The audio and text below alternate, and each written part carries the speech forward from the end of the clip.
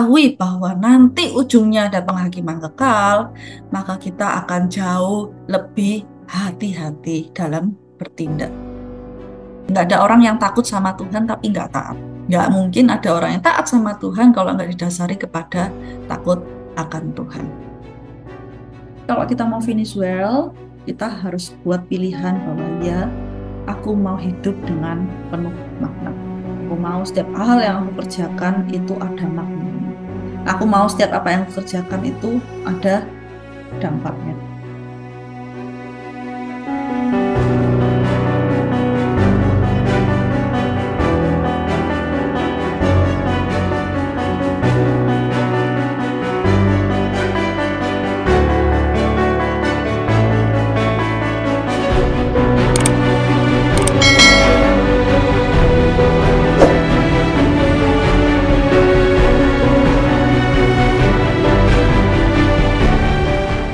Above all else, fear God.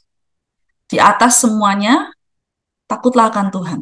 Itu kata-kata yang kita gaungkan terus sepanjang kita pengkhotbah ini. Sekali lagi konteksnya adalah diduga penulis dari kitab pengkhotbah ini adalah Salomo. Raja yang begitu berhikmat, begitu kaya, begitu sukses. Dikatakan nggak ada raja Israel lainnya yang sesukses Salomo pada zaman itu. Tapi kemudian di akhir hidupnya oleh karena keputusan-keputusannya dia yang kurang berhikmat seperti itu ya, dia mengikuti, dia dipengaruhi oleh istri-istrinya yang dia bawa dari berbagai macam negara lain, bangsa lain yang kemudian membuat dia kemudian jatuh. Dan waktu dia merefleksikan kembali perjalanan hidupnya di masa tuanya, kemudian dia menulislah kitab pengkhotbah ini. Seperti itu. Dan kemudian kita melihat bagaimana sepertinya kitab ini kok kesannya, aduh, semuanya meaningless, semuanya nggak berguna, semuanya sia-sia dan segala macam. Seakan-akan apa ya, hidup ini kok nggak menyenangkan gitu di akhirnya di ujung hidupnya Salomo. Nah, kita tahu bahwa ini terjadi bukan karena bahwa memang benar bahwa hidup kita ini sia-sia, bukan, tapi karena dia lupa Salomo bahwa awal dari permulaan dari pengetahuan atau hikmat adalah takut akan Tuhan. Sehingga kemudian nanti di ujungnya di pasal 12 dikembalikan dia mengingatkan dirinya sekali lagi dia bilang bahwa di atas semuanya takutlah akan Tuhan. Nah, kita mau belajar hari ini tentang pemimpin dan perspektif kekekalan. Jadi dalam kita menjalani hidup ini itu tergantung dari perspektif kita, bagaimana kita melihat hidup kita, gitu. Jadi bagaimana kita berkata-kata, bagaimana kita berbuat, keputusan-keputusan yang kita ambil itu banyak dipengaruhi dari bagaimana kita melihat tentang hidup ini. Sudut pandangnya seperti apa. Dan di pengkhotbah 11 kita akan banyak belajar mengenai bagaimana seharusnya pemimpin itu melihat hidup ini bukan dari perspektif sementara, hidup ini sementara saja, hidup bertumbuh, berkeluarga mungkin, bekerja, kemudian akhir kehidupannya adalah kematian. Titik. Tapi sebagai pemimpin kita diingatkan di sini bahwa kita perlu melihat dari perspektif kekekalan.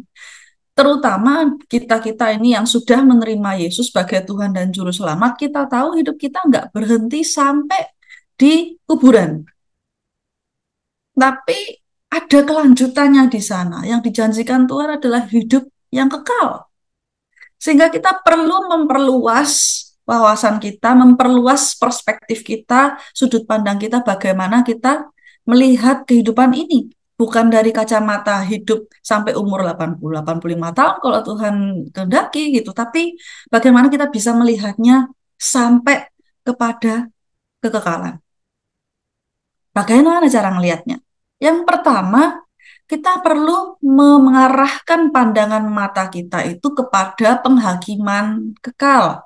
Waduh, kok nggak enak ya tiba-tiba ngomongnya penghakiman. Tapi memang kita harus tahu, pada akhirnya nanti semua yang kita kerjakan, semua hal yang kita lakukan, semua hal yang kita katakan harus dipertanggungjawabkan di penghakiman kekal. Artinya apa? Waktu kita ingat ini, pada waktu kita ingat bahwa pada ujungnya nanti semuanya akan dihakimi, semuanya harus dipertanggungjawabkan di hadapan Tuhan, maka di dalam hidup ini kita nggak boleh bertindak sesuka hatinya atau sembrono gitu. Karena kita akan dengan mengetahui hal ini, kita akan jauh lebih berhati-hati dalam setiap keputusan-keputusan yang kita ambil. Konsekuensi atau dari apa konsekuensi dari setiap keputusan kita hari ini itu nggak berhenti sampai misalkan hari ini kita ambil keputusan salah terus kemudian besok ada konsekuensinya, ada resiko yang kita ambil dan selesai. Enggak. Tapi pada waktu kita ngambil keputusan hari ini, ada hal-hal yang akan kita pertanggungan jawab nanti di kehidupan kekal, yaitu pada waktu penghakiman kekal, waktu kita semua menghadap kepada Tuhan, Tuhan melihat bagaimana kita hidup dalam hidup di dunia ini, dan kita harus bisa pertanggungjawabkan itu. Tuhan yang sudah kasih hidup kita ini, bahkan dari nafas hidup kita, semua yang kita miliki itu punyanya Tuhan, semua hal yang kita em, apa namanya bisa nikmati di dunia ini semuanya punyanya Tuhan. Cuman kita ini disuruh untuk mengelola saja. Dengan mengetahui bahwa nanti ujungnya ada penghakiman kekal, maka kita akan jauh lebih hati-hati dalam bertindak. Nggak boleh sembrono. Kita harus betul-betul menghargai setiap hidup, setiap hal yang sudah Tuhan percayakan dalam hidup kita ini, karena kita tahu ujungnya nanti semua yang Tuhan sudah beri dalam hidup kita akan harus dipertanggungjawabkan di hadapan Tuhan. Yang kedua, waktu kita melihat dalam sudut pandang kekekalan, maka kita tidak akan pernah melupakan siapa penciptanya kita. Kita hidup dan lahir di dunia ini bukan kebetulan. Bukan tiba-tiba atau hanya karena sains atau karena ilmu pengetahuan alam aja bahwa ada prokreasi dan segala macam. Tapi kita harus ingat bahwa kita itu diciptakan dengan sengaja, dengan tujuan oleh pencipta kita. Sehingga segala sesuatu kita akan yakin betul, kita akan percaya betul bahwa segala sesuatu yang kita miliki itu berasal dari Tuhan. Bahkan nafas hidup kita. Nafas kan sebenarnya sesuatu yang apa ya, kita secara nggak sadar, kita nggak harus memerintahkan otak untuk bernafas pun kita akan bernafas gitu. Tapi kita harus ingat bahwa nafas hidup kita itu berasal dari Tuhan. Di Pengkhotbah 12 ayat 1 dan 7 dikatakan bahwa in every breath we take itu semuanya nanti juga akan kembali lagi kepada penciptanya kita gitu. Bahwa nafas yang kita miliki ini juga semuanya adalah dari pencipta kita yaitu Tuhan itu sendiri. Nah, pada waktu kita memahami bahwa kita nggak boleh pernah melupakan penciptanya kita siapa, maka seharusnya kita itu ingat Tuhan bukan hanya saat lagi kesulitan, tetapi justru di setiap waktu. Ingatlah akan penciptamu pada masa mudamu, sebelum tiba hari-hari yang malang dan mendekat. Tahun-tahun yang kau katakan, tidak ada kesenangan bagiku di dalamnya. Pengkhotbah berkata dan mengingatkan kita, kamu ingatlah dulu penciptamu, nggak cuma waktu hari-hari yang malang, sebelumnya itu pun waktu hari-harinya baik, waktu hari-hari kita menjalani rutinitas sehari-hari, baiknya kita mengambil waktu, duduk diam, kita bersyukur, Tuhan terima kasih atas setiap hidup, atas setiap nafas yang Engkau telah berikan. Katakan bahwa debu kembali menjadi tanah seperti semula, dan roh nafas kembali kepada Allah yang mengaruniakannya. Hidup ini bukan milik kita, hidup ini miliknya Tuhan. Baik itu masa susah maupun masa senang. Pemimpin yang punya perspektif kekekalan, dia akan tahu bahwa hidup ini rapuh, life is fragile, rapuh banget, dan waktu kita singkat. Siapa bilang bahwa hidup kita hari ini pasti akan selesainya di usia 70-80? Nggak ada yang tahu. Hanya Tuhan yang bisa menjamin hari esoknya kita. Yang tahu betul kapan waktu kita terakhir di dunia ini hanyalah Tuhan. Tapi nggak usah khawatir. Karena seharusnya kalau pemimpin tahu tentang kekekalan, kita nggak perlu khawatir tentang kapan kita mati, kapan kita hidup, bukan. Karena kita tahu kematian di dunia ini bukanlah akhir dari segalanya. Dan masih ada janji Tuhan yang masih berlaku di kehidupan kekal. Seperti itu. Dan yang menjamin hari esok kita hanyalah Tuhan. Dikatakan Pengkhotbah 12 ayat 6, sebelum rantai perak diputuskan dan pelita emas dipecahkan, sebelum tempayan dihancurkan dekat mata air dan roda timba dirusakkan di atas sumur. Ini kata-katanya puitis sekali ya. Pada intinya dia bilang bahwa kita ini hidupnya itu kayak rantai yang gampang banget putus. Kalau tiba-tiba putus ya udah selesai hidup kita di dunia ini gitu. Tinggal waktu kita menghargai waktu yang singkat yang ada di bumi ini akan menjaga kita sebagai seorang pemimpin untuk tetap fokus, jangan teralihkan. Ya, berapa banyak dari kita kalau misalkan di dalam pekerjaan seperti itu, kalau nggak ada deadline-nya, kita kerjainnya nanti-nanti aja gitu kan ya. Pokoknya ya selesai, seadanya waktu, sesempatnya kita tunda-tunda seperti itu. Tapi pada waktu kita menyadari bahwa deadline-nya sudah semakin dekat, maka kemudian yang terjadi adalah tiba-tiba semua ide-ide itu muncul gitu ya. Fokusnya luar biasa, bisa langsung kerjain yang kemarin kita tunda-tunda berbulan-bulan, ternyata dalam satu hari selesai gitu kan ya. Itu karena kita ngerti bahwa tugas ada deadline-nya. Semakin kita tahu ada deadline-nya, bahwa waktunya pendek, maka kita akan terjaga fokusnya, nggak akan distracted lagi. Kita tahu betul bahwa kita harus jaga fokusnya kita supaya tugas itu bisa diselesaikan. Sama dengan hidup kita di bumi. Hidup kita di bumi ini juga ada deadline-nya. Meskipun memang kita tidak tahu kapan deadline-nya. Tapi pemimpin yang berhikmat, meskipun kita nggak tahu deadline-nya, kita harus yakin, kita harus percaya betul bahwa ada deadline-nya. Gitu. Jadi kita harus tetap fokus. Jangan sampai kalau tiba-tiba besok atau berapa waktu kemudian hidup ini diambil sama Tuhan seperti itu ya, kita ternyata banyak hal yang kita sesali seperti yang dialami oleh Salomo. Dia menjalani hidupnya pada waktu masa mudanya awalnya bagus luar biasa, tengah-tengahnya dia mulai gak fokus, mulai lupa sama Tuhan, mulai nyembah berhala-berhala yang lain. Pada ujungnya dia sadar, loh ngapain ya aku kok dulu buang-buang waktuku seperti itu. Time is very precious. Waktu itu sangat amat berharga. Sehingga pemimpin yang tahu bahwa waktu adalah sangat berharga dan hidup ini ada deadline-nya, maka kita akan berusaha terus untuk tetap fokus pada apa yang Tuhan ingin kita kerjakan di muka bumi ini. Yang terakhir, di Pengkhotbah 11 ayat 10, ya, dikatakan bahwa buanglah kesedihan dari hatimu dan jauhkanlah penderitaan dari tubuhmu, karena kemudahan dan fajar hidup adalah kesia-siaan. Pengkhotbah berkata bahwa kamu tuh boleh kok untuk memilih sukacita. Jangan sedih terus, jangan anxious, jangan khawatir gitu kan. Gak perlu kita ini banyak-banyak khawatir terhadap perkara-perkara duniawi. Dalam bahasa Inggrisnya dikatakan banish. Atau banish itu apa ya? Buang atau lempar jauh-jauh atau usir lah. Usir kekhawatiran itu jauh-jauh dari hatimu.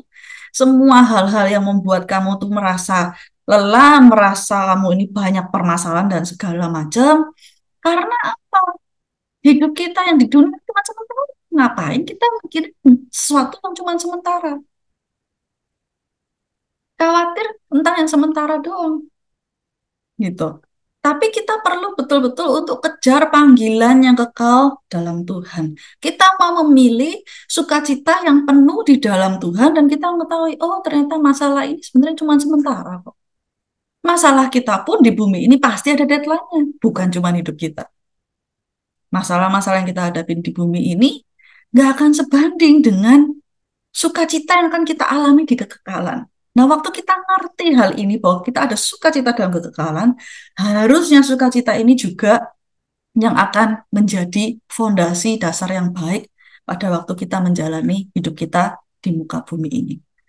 Nah, waktu saya mempelajari hal ini tentang bagaimana kita harus menanggalkan setiap kekhawatiran kita, apapun itu ya masalah yang kita hadapi, mungkin masalah di keluarga, masalah finance, masalah pekerjaan dan segala macam, saya menemukan satu ayat di 1 Korintus 15 ayat 19 yang dikatakan begini, if only for this life we have hope in Christ, kalau cuma dalam hidup ini aja kita itu menaruh pengharapan pada Kristus dan nggak mikir tentang pengharapan sampai ke kekekalan, kita adalah orang-orang yang paling malang dari segala manusia. Paling malang, katanya Paulus. Lah, waktu kita menerima Yesus sebagai Tuhan dan Juru Selamat, Dia memberikan kita hidup. Yesus berkata, akulah hidup, akulah jalan, akulah kebenaran. Seperti itu. Dan hidup yang diberikan oleh Tuhan bukan sekedar hidup yang di dunia. Hidup yang diberikan Tuhan itu hidup kekal. Sehingga pada waktu kita menaruh pengharapan kita kepada Tuhan, pengharapan kita harusnya nggak berhenti hanya berdoa masalah hal-hal yang duniawi.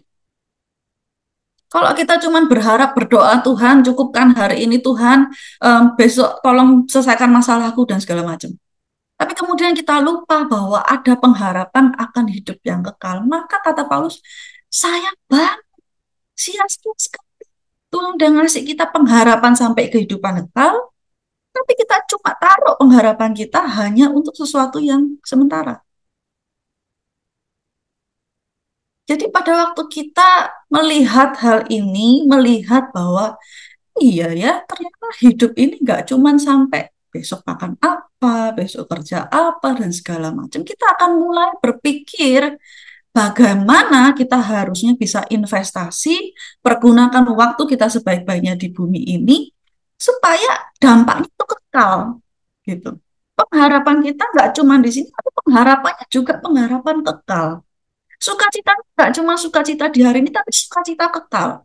Iman yang kita pakai hari ini bukan iman hanya untuk menjalani hari-hari hidup ini, tapi iman sampai kepada kekekalan.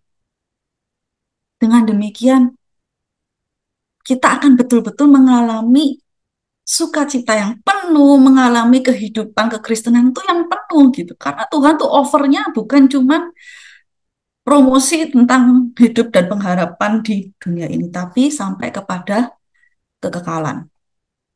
Seorang pemimpin yang baik akan betul-betul mengerti tentang kebenaran ini dan tidak akan menggunakan waktu dan hidupnya di dunia ini secara sia-sia, tapi semuanya dipikir, apakah hal ini, semua keputusan yang kuambil hari ini bisa berdampak sesuatu yang baik pada kekekalan nantinya. Nah, pada waktu belajar pengkhotbah ini, kemudian di 12 ya, pengkhotbah 12, itu ada satu kata yang aneh banget kayaknya. Yang saya kok jarang dengar banget di ayat Alkitab gitu ya. Dan kemudian saya setelah mempelajarinya, ternyata banyak kebenaran di dalamnya yang saya ingin bagikan di sini. Yaitu tentang kata-kata bijak itu diibaratkan sebagai kusa atau bahasa Indonesianya yang benar ini kan cuma singkatan, itu angkusa. Ntar saya jelaskan apa itu angkusa, yang menggerakkan kita maju. Bahasa Inggrisnya adalah goad, bukan kambing ya, pakai D ini. Kalau kambing pakai T, itu kan goad. Goats that move us forward. Nah, yang menunjukkan bahwa bagaimana seorang gembala itu bawa tongkat yang ada ujungnya lancip. Kelihatan ya, tongkatnya ini ada ujungnya yang lancip. Seperti itu. Ayatnya di mana? Kita lihat di Pengkhotbah 12 ayat 11. The words of the wise are like goads. Their collected sayings like firmly embedded nails given by one shepherd. Kata-kata orang berhikmat seperti kusa dan kumpulan-kumpulannya seperti paku yang tertancap diberikan oleh satu gembala. Apa ini kusa gitu ya? Kok kayaknya jarang banget denger gitu. Ternyata waktu saya pelajarin ada satu tokoh di hakim-hakim yang namanya Shamgar, itu dikatakan juga bahwa dia ini pernah mengalahkan bangsa Filistin kalau nggak salah 600 orang Filistin pada waktu itu hanya dengan sebatang kusa ini. atau tongkat yang ujungnya lancip itu yang seperti di gambar ini tadi.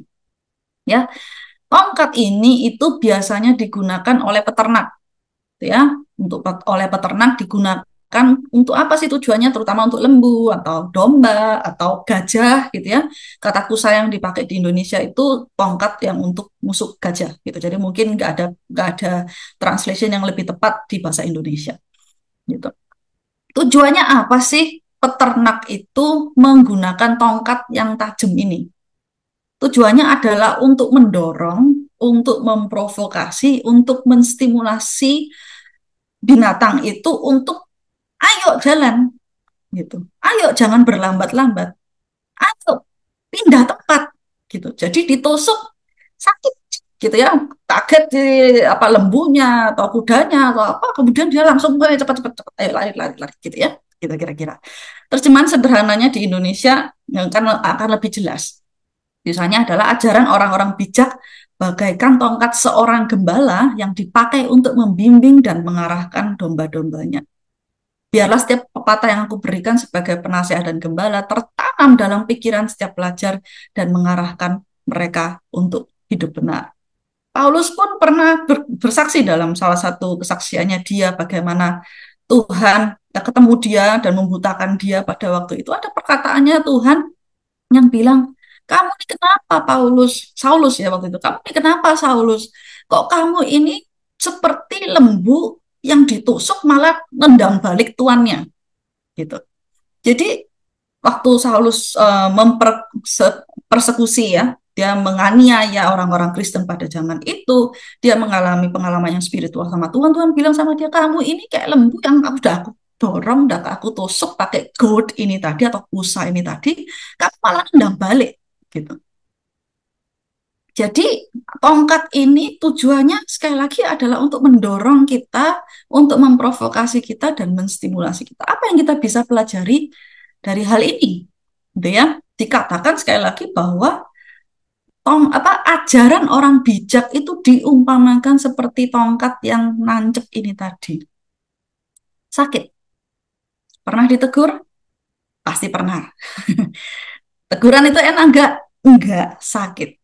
Tapi ada teguran-teguran tuh yang begitu berkuasa, yang pada waktu ditancapkan ke dalam hati kita, di dalam hati orang-orang yang mendengarnya, kita langsung bangun, kaget, dan kita langsung bergerak. Jadi selama ini kita udah diomongin orang berbagai macam hal, segala macam, tapi kita nggak gerak-gerak, kita nggak berubah-berubah. Sampai satu saat, tiba-tiba ada teguran yang seperti goat ini tadi, yang nancep begitu gitu dalam sehingga membuat kita kaget. Kita betul-betul kemudian, oke, ini time to move forward. Ini waktunya untuk kita jalan maju.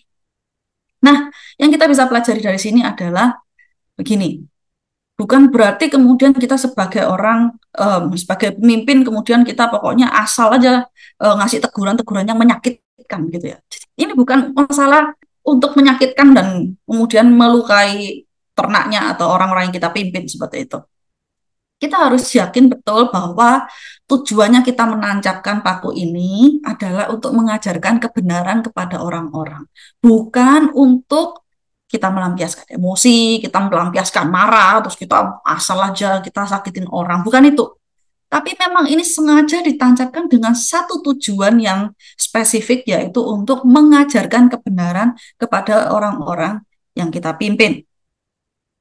Yang kedua, caranya gimana sih supaya kita bisa mengeluarkan kata-kata bijak, mengarahkan orang dengan sakit, tapi benar-benar bisa mendorong orang untuk bergerak. Jadi bukan sakit terus melukai, terus malah nggak bergerak, malah mati gitu ya. Caranya menurut Pengkhotbah 12 ayat 19 adalah dengan kita banyak-banyak menimbang. Banyak-banyaklah menguji, banyak-banyaklah belajar menyusun banyak amsal atau kata-kata hikmat. Jadi ini nggak bisa serta-merta langsung kita kasih tegur segala sini segala macam, tapi harus betul-betul dipertimbangkan dengan baik, kita uji dengan baik setiap perkataan kita belajar dari pemimpin-pemimpin yang lain, bagaimana kita bisa mengeluarkan kata-kata hikmat yang sakit, tapi mendorong orang lain untuk maju. John F. Kennedy berkata bahwa leadership and learning is indispensable to each other. Kepemimpinan dan belajar itu nggak bisa dipisahkan. Nggak ada pemimpin yang hari ini bagus tanpa belajar, nggak mungkin. Dan nggak ada pemimpin yang hari ini bagus yang berhenti belajar yang akan tetap bagus.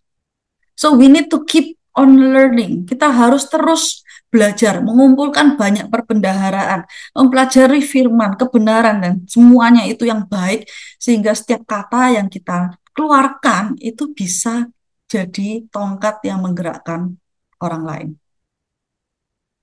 Cara penyampaiannya, dikatakan di 12 ayat 10, the teacher search to find just the right words. Jadi dia waktu menuliskan kata-kata ini sebagai seorang pengkhotbah, itu dipertimbangkan betul-betul supaya setiap kata-katanya tepat sasaran. Jadi harus penuh pertimbangan, bukan asal, sekali lagi bukan asal dikatakan, asal kita ngerti, kita sampaikan begitu aja. Tapi benar-benar dipertimbangkan dengan baik-baik supaya menemukan kata-kata yang tepat. Penerjemahan Indonesianya kurang pas, dituliskan pengkhotbah berusaha mendapatkan kata-kata yang menyenangkan. Nggak ada bahasa aslinya tentang kata-kata yang menyenangkan. Tapi dituliskan adalah berusaha mendapatkan kata-kata yang tepat. Yang tepat belum tentu menyenangkan. Isinya bagaimana? Isinya itu harus kata-kata yang penuh integritas, yang dapat dipertanggungjawabkan kebenarannya. Tidak dimanipulasi, tidak dipelintir kebenarannya ini, tapi ditulis kebenaran yang jujur, apa adanya, otentik, nggak di bahkan nggak dilapisi dengan sugar gitu, nggak dilapisi oleh gula-gula manis dan segala macam, tapi upright and just. Jadi kata-katanya ini benar. Kita yakin betul bahwa ini adalah sebuah kebenaran. Dan sumber dari kata-kata yang bijak yang bisa menggerakkan orang hanya dari Tuhan.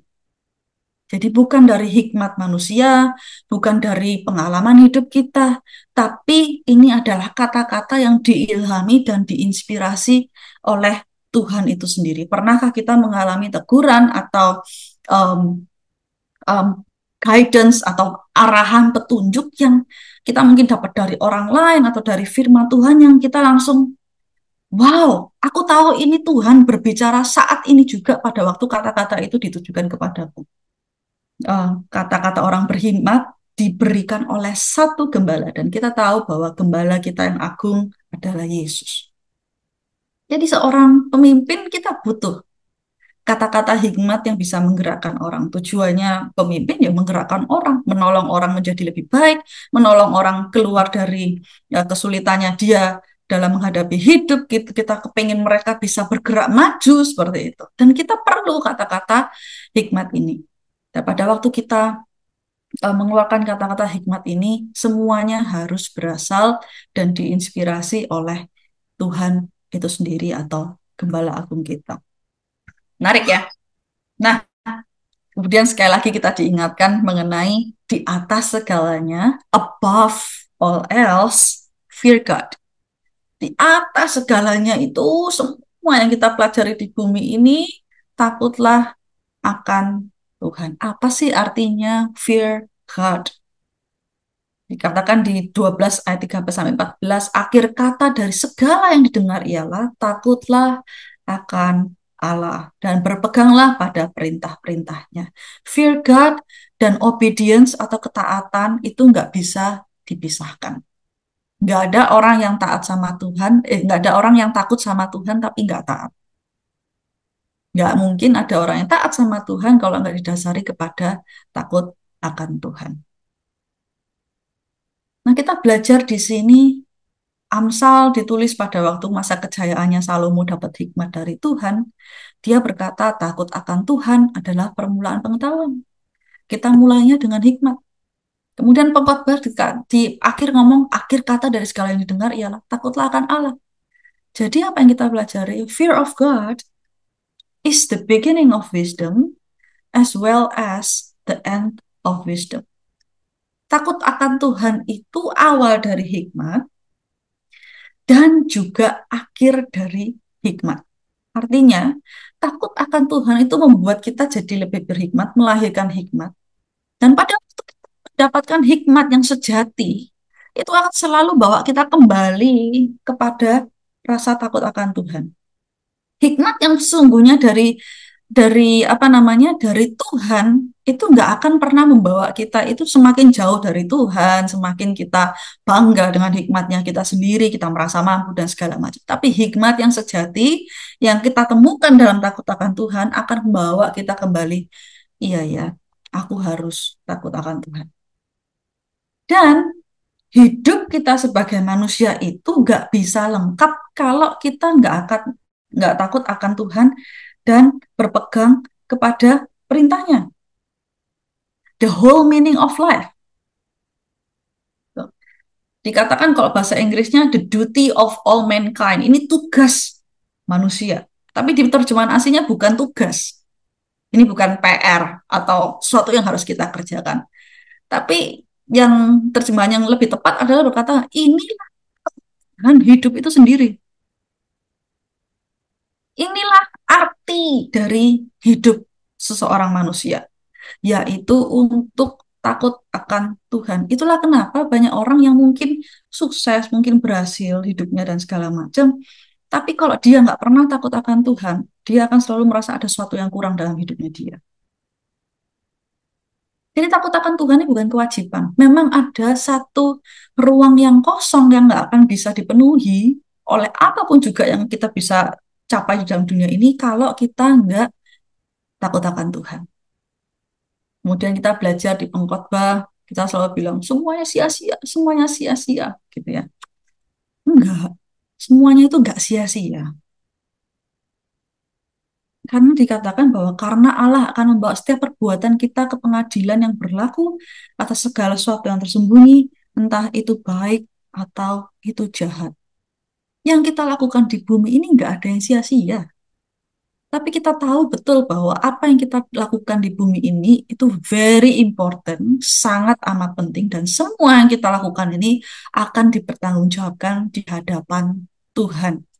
Jadi pada waktu kita mengetahui kebenaran ini, bahwa semua hal yang kita lakukan, kita katakan, kita pikirkan, itu penting di hadapan Tuhan dan akan semuanya dipertanggungjawabkan di hadapan Tuhan, maka kita akan menjaga hidup kita lebih lagi. Supaya apa? Supaya semakin takut akan Tuhan.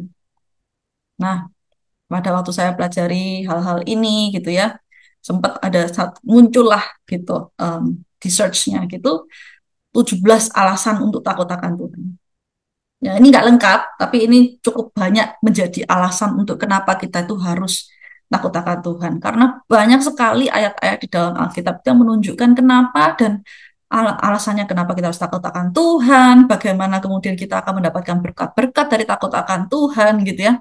Yang banyak tersebar di seluruh um, isi Alkitab itu sendiri bahwa kita akan dapat kekayaan kehormatan, kita tahu ini keharusan, kita melakukannya bukan karena kita benar-benar takut, tapi kita juga mengucap syukur karena ini adalah anugerah Tuhan, hidup ini adalah anugerah Tuhan.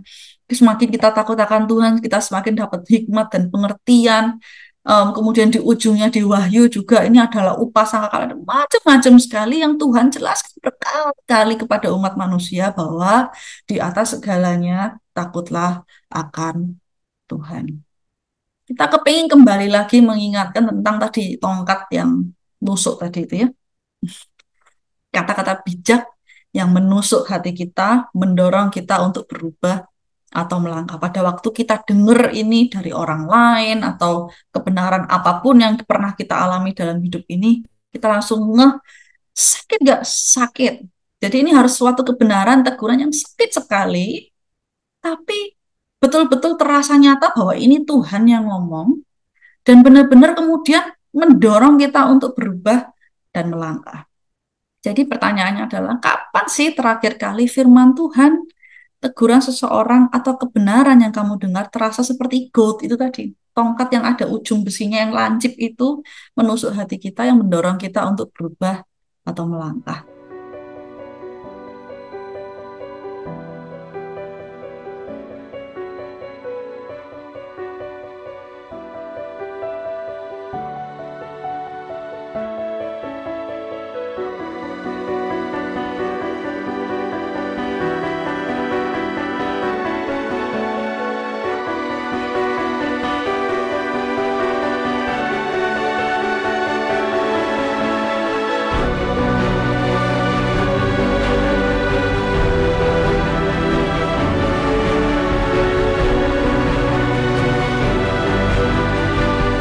Pengkhotbah 11 ayat 12 ini adalah penutup kita dari pelajaran semua pengkhotbah.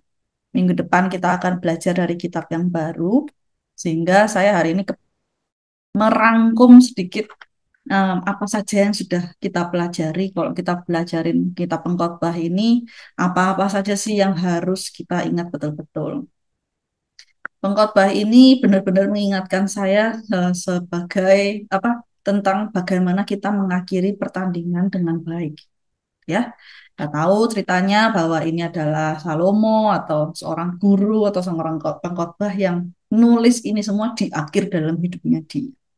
Dan kita setelah mengetahui semua kebenaran dalam pengkhotbah, tujuannya adalah supaya kita juga tidak mengalami hidup yang penuh kesia-siaan seperti itu. Jadi apa aja sih yang perlu kita um, ingat betul supaya kita bisa mengakhiri pertandingan dengan baik. Nah, hidup kita ini adalah hasil dari pilihan-pilihan kita. Your life is a product of choices. Sehingga kalau kita mau mengakhiri pertandingan kita dengan baik, maka pilihan-pilihan yang kita buat pun harus mengarah kepada tujuan bahwa aku mau akhirnya hidupku ini berakhir dengan baik-baik, tidak ada penyesalan, hidup sesuai dengan apa yang Tuhan kehendaki, dan hidup dengan mata memandang kepada kehidupan yang kekal. Pilihan-pilihan apa sih yang perlu kita buat? Yang pertama yaitu apakah kita mau hidup tanpa makna atau hidup dengan penuh makna, life without meaning atau life with meaning. Kita dalam hidup ini perlu untuk memaknai hidup ini, temukan tujuan hidup kita di dalam Tuhan. Kita lahir bukan kebetulan, kita hidup di dunia ini juga bukan kebetulan. Kita perlu cari tahu betul apa sih makna hidup kita, bagaimana Tuhan yang menciptakan kita ini sudah menentukan terlebih dahulu tujuan hidup kita di dalam Dia. Pada waktu kita memilih hidup yang penuh makna ini, maka kita akan menjalani setiap momen, setiap langkah kita di bumi ini dengan penuh kesadaran dan tujuan yang berarti. Nggak ada keputusan kita yang berakhir sia-sia. Nggak ada perkataan-perkataan kita yang berakhir dengan sia-sia. Apa yang kita kerjakan itu benar-benar dengan intensi atau dengan penuh kesengajaan kita lakukan supaya hidup kita ini bisa bermakna. Bisa nggak sih kita hidup tanpa bermakna? Bisa aja. Mungkin kita mau hidup suka-suka hati, kita mau hidup sesuka, pokoknya aku merasa hari ini aku mau melakukan ini, aku lakukan ini, aku mau membuat keputusan ini, aku mau membuat keputusan itu, aku mau hidup tenang, aku nggak mau mikir banyak-banyak tentang kekekalan, bisa. Tapi kalau kita mau finish well, kita harus buat pilihan bahwa ya, aku mau hidup dengan penuh makna. Aku mau setiap hal yang aku kerjakan itu ada maknanya. Aku mau setiap apa yang aku kerjakan itu ada dampaknya.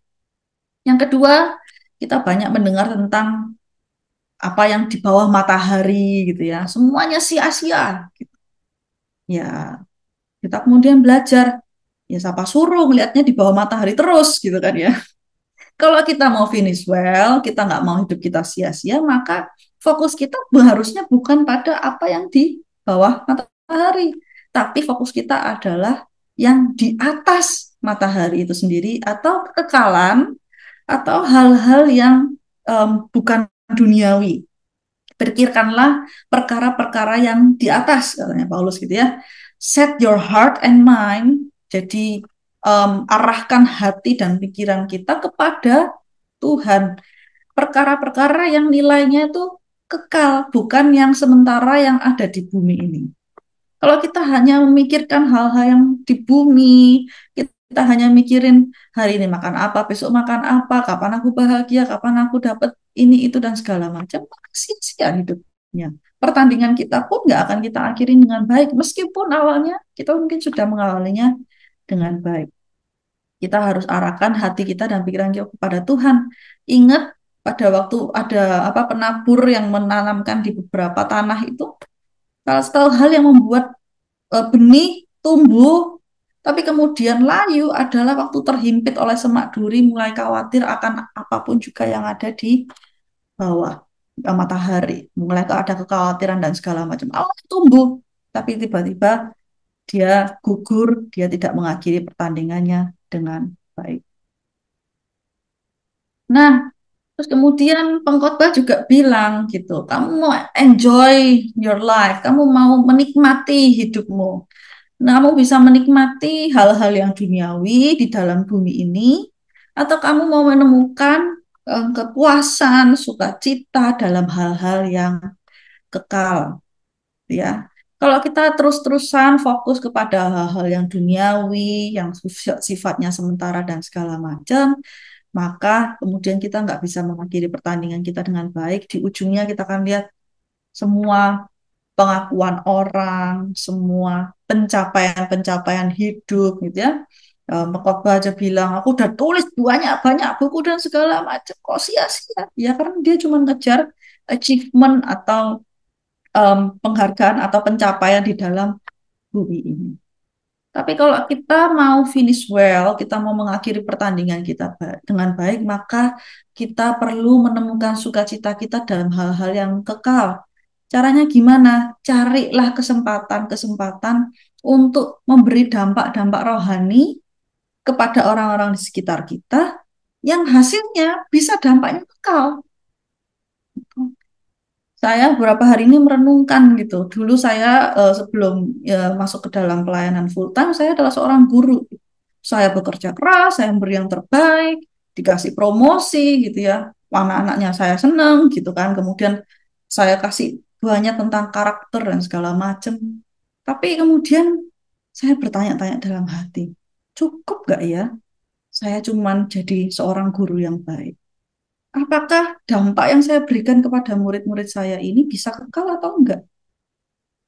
Dan kita tahu bahwa dampak yang kekal adalah dampak mengenai eh, kehidupan yang kekal, yang sejati, yang hanya bisa kita temukan di dalam Yesus, yaitu keselamatan.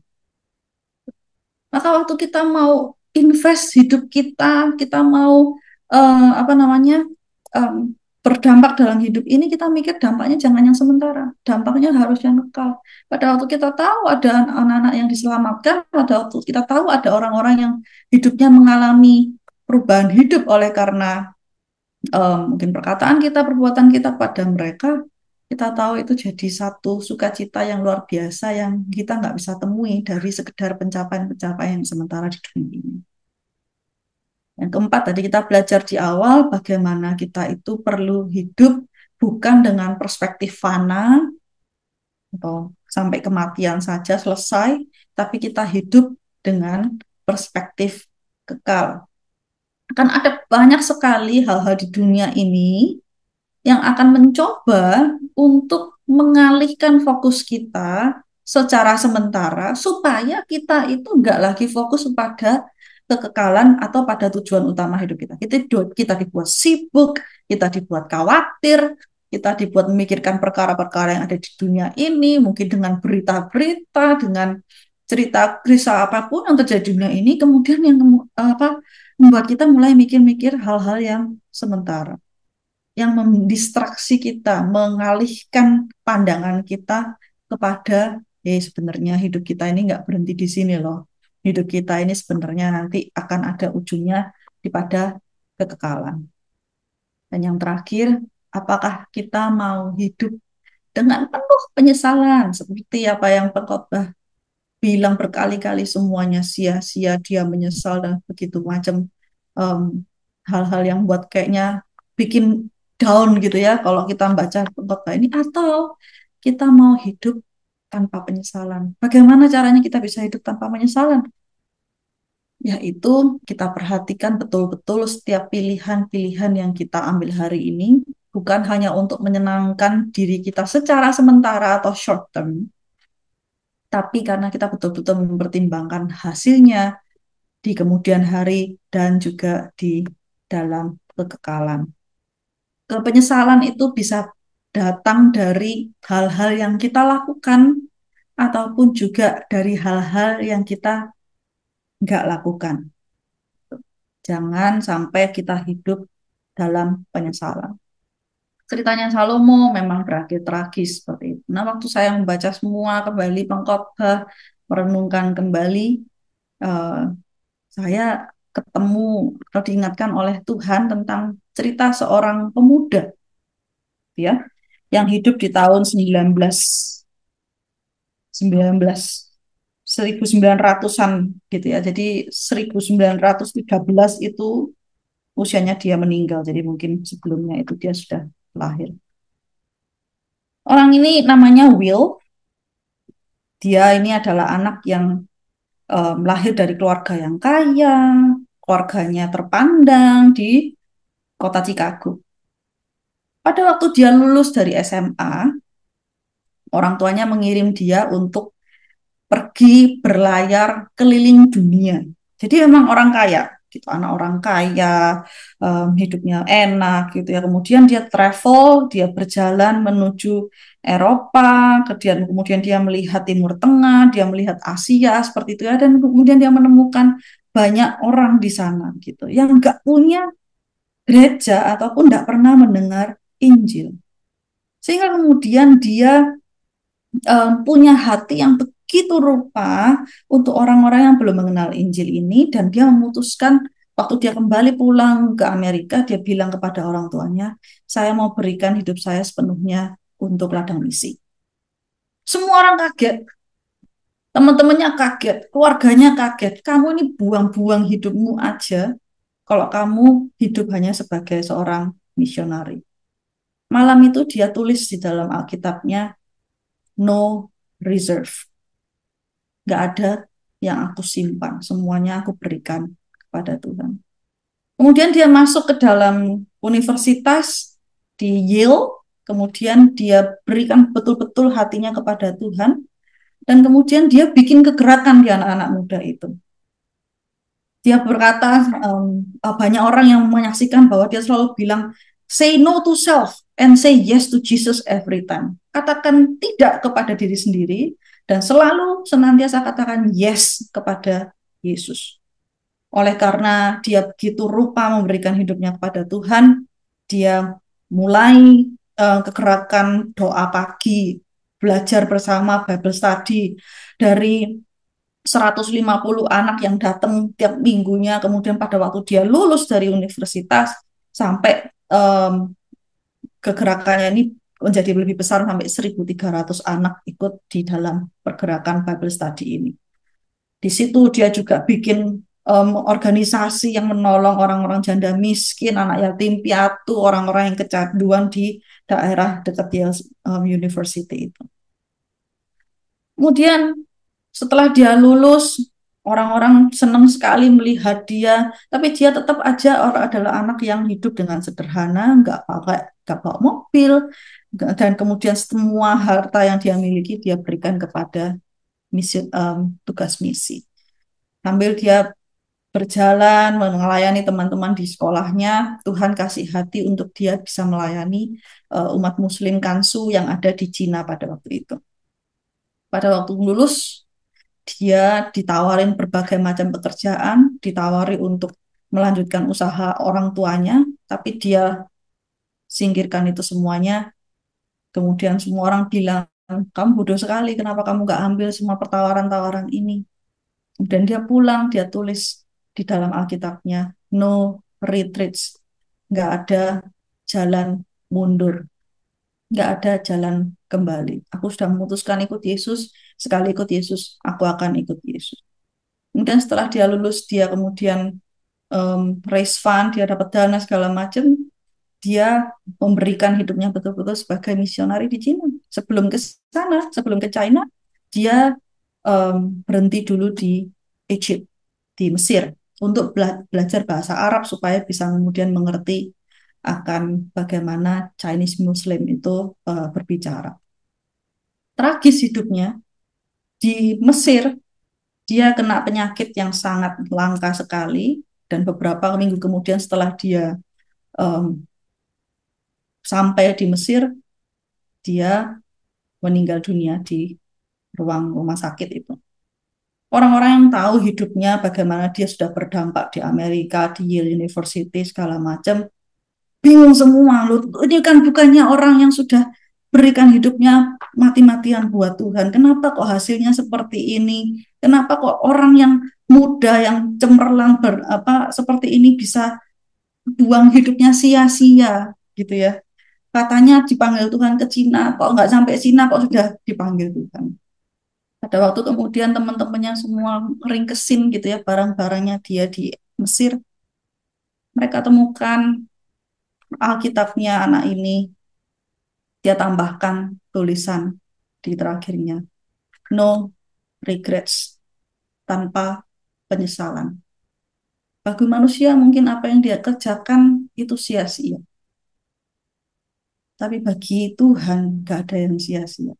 William Withing Borden, dia meninggal di usia 25 tahun, seorang milioner yang memberikan hidupnya untuk misi, memberikan hidupnya tanpa cadangan kepada Tuhan, tanpa mundur setitik pun, dan tanpa penyesalan. Oleh karena hidupnya ini, banyak misionaris yang dilahirkan di zamannya dia dari Yale University. Pada saat saya merenungkan cerita ini dan bagaimana Salomo mengawali dan mengakhiri hidupnya, kita dihadapkan kepada dua pilihan. Kita mau hidup menikmati saat ini dan berakhir dengan sia-sia, atau seperti teladan dari William Whitting Borden ini. Dia nggak sisakan sedikit pun buat dirinya sendiri. Dia nggak mundur sedikit pun dari keputusannya mengikut Tuhan. Dan dia memastikan bahwa sampai akhir hidupnya, dia mengikuti tujuan Tuhan tanpa penyesalan.